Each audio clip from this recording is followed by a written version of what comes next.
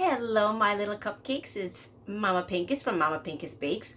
Today is Wednesday, and I know I normally come on at around 8 o'clock, but I've got some plans tonight, so I just wanted to come on and let you know that I'm thinking of you, and I am just going to do something really quick. If I can get on later tonight, I will. But last week I said I was going to make a chocolate pudding pie. It's not baking, but it's still a great dessert to have, and this was requested by my husband Brian. So what you're going to need is you're going to need a medium pan, a saucepan, 3 cups of cold milk. This is whole milk. You need to use whole milk if you want a nice firm chocolate pudding. You can use a 1% or a 2% or a lactate, but it won't be as firm as your whole milk. You will also need 3 packages of cooked chocolate pudding. I use Mighty Fine, but you can use Jello brand or anything. The directions are right on the back. So let's get started. I'm going to move you over here so you can see what I'm doing. So I'm going to put it on a medium heat. I'm going to pour in my milk and my 3 packages of chocolate pudding. I don't know how good you can see this.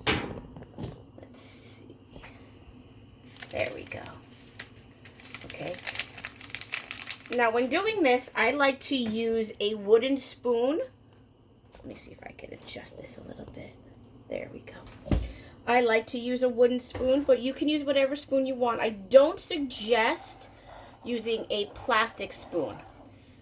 Heat and plastic don't usually go very well together, but it would depend on what kind of plastic spoon you had. Okay, so you're just going to stir it, and you're going to stir it constantly, and it's going to start to get thicker the more you stir. You want to make sure that it is on a medium heat because you don't want it to burn. You don't want it to boil. Lower it just a little bit. There we go. Okay. Sorry if the camera's jumping around. I'm going to mix it all up.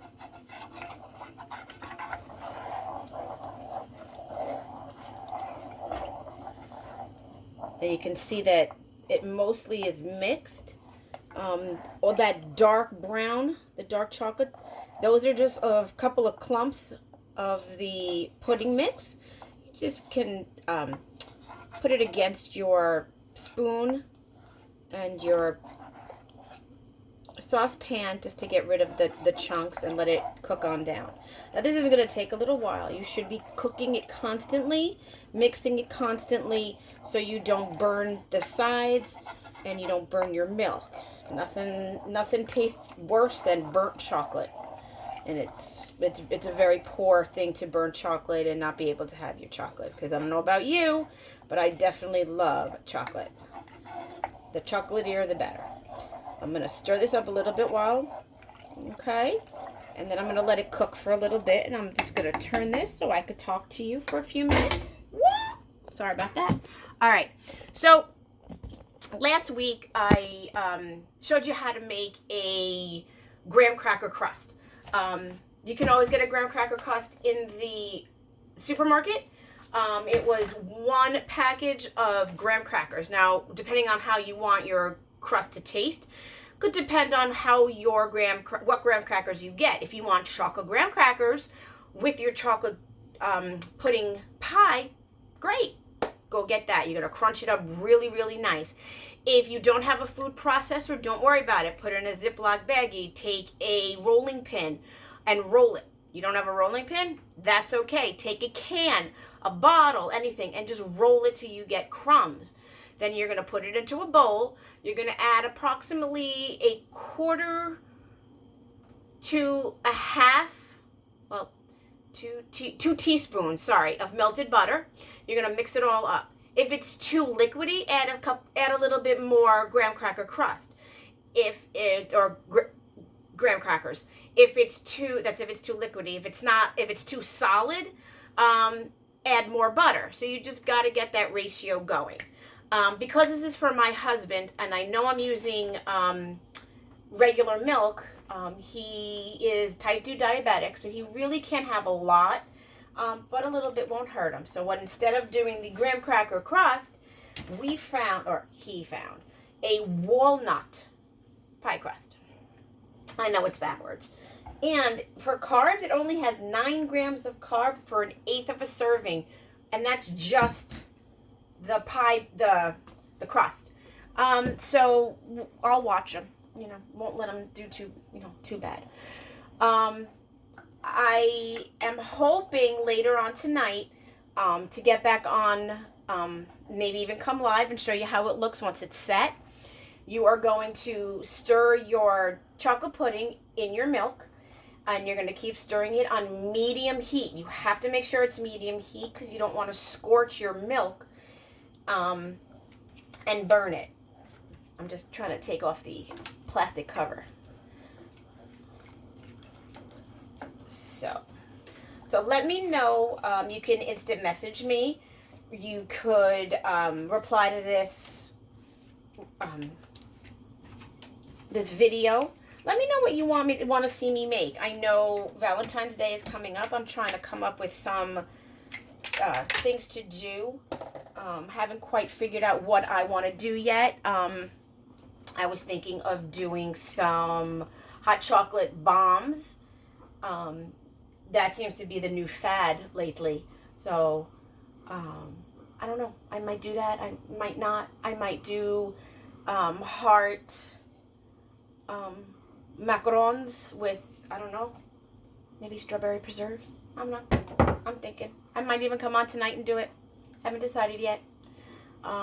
So I'm going to show you my chocolate pudding. It is getting thicker. That's what you want. You want a nice thick pudding. And you want to wait till it gets to what is called a roving boil. So it's not a high boil. It's not a low boil. It's not bubbling yet. You know what I'm going to do? There we go. Ooh. There we go. Now you can see it a little better. Okay, you can see it's starting to bubble up on the sides. Okay, see how dark it got? And that's exactly what you want. Okay, now I know this is Mama Pinkus Bakes. This is chocolate pudding and we're not baking it. But, hey, it's still a dessert, so. Okay, see how it's starting to bubble up around? See? Even sounds yummy. Let me take that off. Much better. Now you can see better. Okay? So once that gets to a boil, or a roving boil, it is going to thicken up. The more you stir, the more heat you give it, it will start to thicken up. All right, so now it's got a nice bubble to it. I'm going to turn the heat off, stir it a little bit more. You are going to pour it directly into your pie shell.